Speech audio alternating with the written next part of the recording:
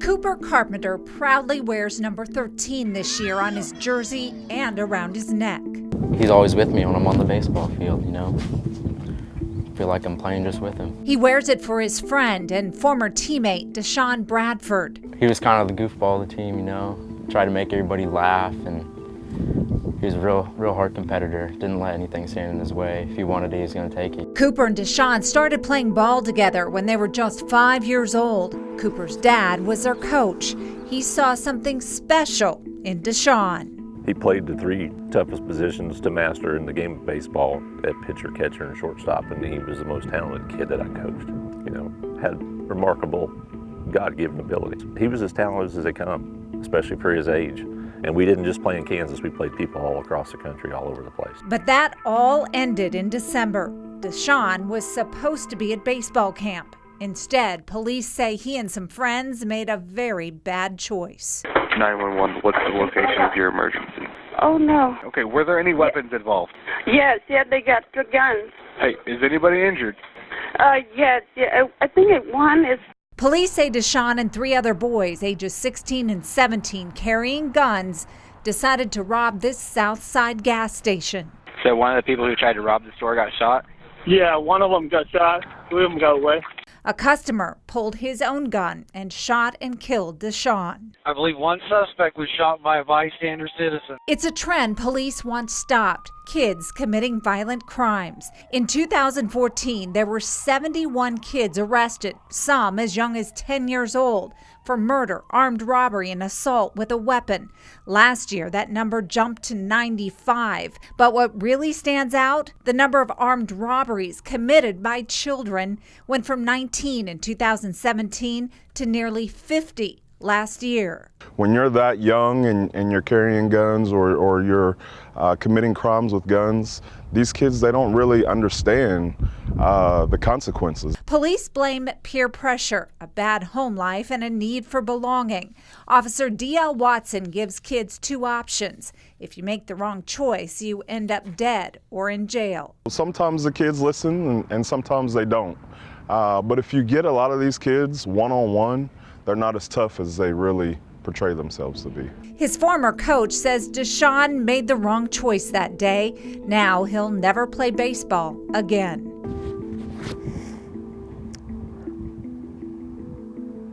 He was like a son. And it still hurts. Neither he nor Cooper can understand what Deshaun was doing with a gun that day, nor can they believe it.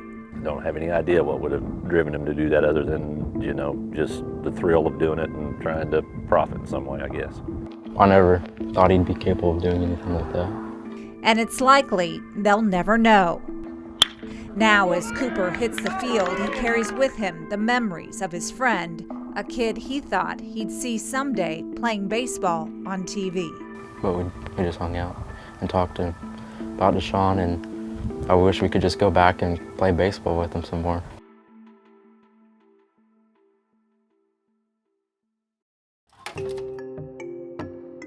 Tyler Williams knows the inside of jail cells all too well. The system left me really broken and confused and just trying to figure out who I was and where I needed to be in life. He spent 6 years in prison, going into the system at the age of 13, and he grew up inside prison walls until he was a legal adult.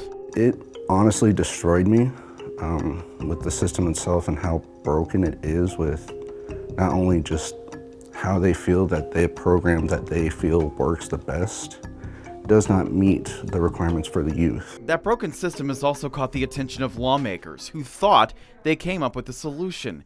Passing the Juvenile Justice Reform Bill in 2015, it was designed to reduce the number of kids incarcerated. Instead of imprisonment, the focus was on intervention and rehabilitation. So there's a drive-in, so they drive their car in, the door shuts, then they get the client out of the car and go into intake. So it's all secure. Glenda Martins is the director of the Juvenile Detention Center of Sedgwick County. At her facility, the reform bill worked. Our population has gone down. We're seeing a lot less kids going through the system right now. There's an average of 50 kids inside the Sedgwick County Detention Center at any given night. 3 years ago, she estimates the average was 64. So the kids that are in detention are kids that are being held there. They're more serious offenders. That's who you want in a detention facility. But some say there's still a problem. Since the focus has gone on to rehabilitation of juveniles, there are some juveniles that are street smart, that are wise to the system, and they use it to their advantage. It's something Sedgwick County's district attorney insists is behind the rise in youth crime. Trust me, there's no joy in saying I told you so in a situation like this. And there will be some who will say that it is actually working slowly and steadily, the corrections folks. He opposed the Reform Act 3 years ago because the bill cut down on group homes and other facilities for convicted youth. And he argues there weren't enough resources for that rehab to happen.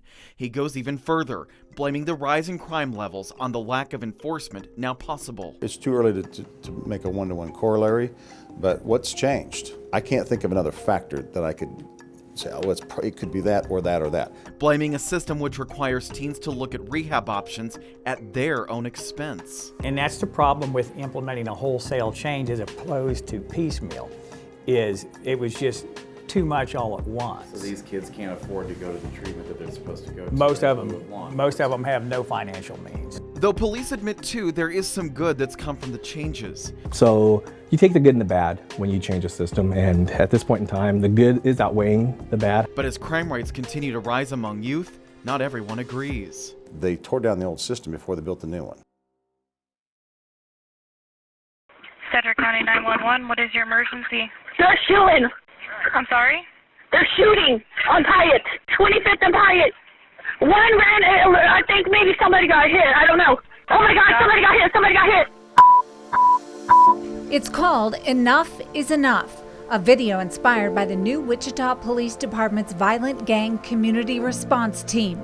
Gang members drive on instilling fear in the community. Together, we can put a stop to this, but we have to work together. It's going to take all of us. The video features two parents, Ricardo Harris and Benita Bell. Each lost a son to gang violence. It was the worst day of my life.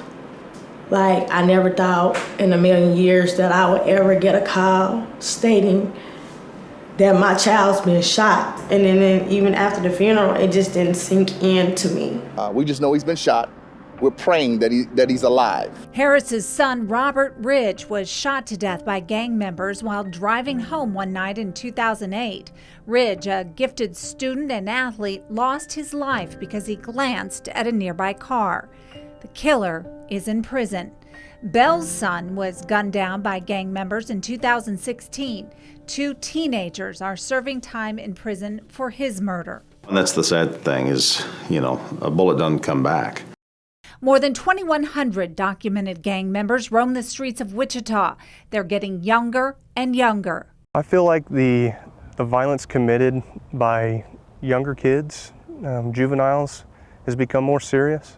Officers D.L. Watson and Donald Moore are the inspiration behind the video that's being shown to students in schools, at community centers, and on the streets.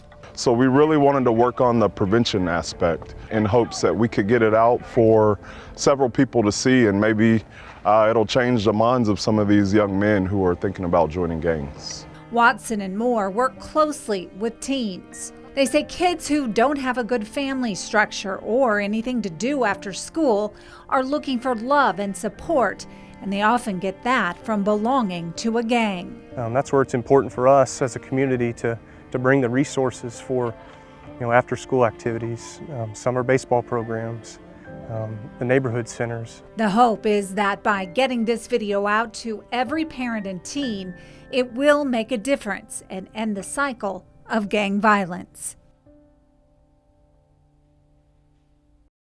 It honestly destroyed me. Being in an 8x10 cell for almost 7 years is a giant weight. I mean, not only psychological, but physically and spiritually. At a time when most 13-year-olds are looking forward to learning the halls of high school, Tyler Williams was becoming familiar with the halls of a Kansas juvenile prison. I was scared out of my mind. As soon as I was taken there to KJ, I thought, why am I here?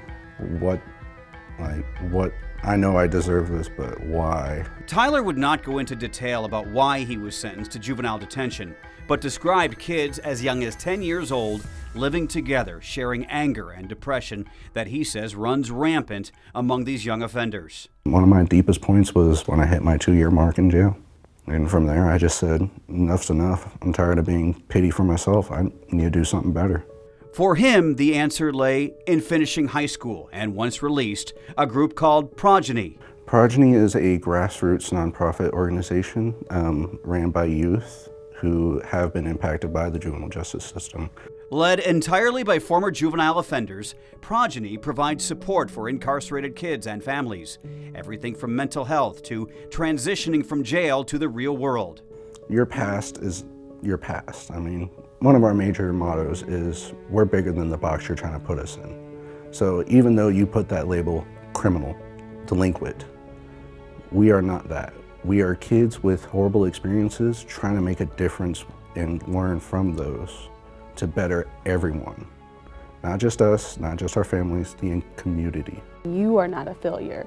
You have just maybe made a wrong choice. Giselle Thomas is the Youth Advocacy Coordinator with the City of Wichita. She and her Rolodex of resources weave a web of support for Kansas kids. Statistics show that when you partner with other organizations, then you're not just hitting one risk factor, you're hitting many risk factors because one organization can only do so much. Thomas and colleague Camila Alexander aim for intervention, connecting children with sports, academic, even mental health programs.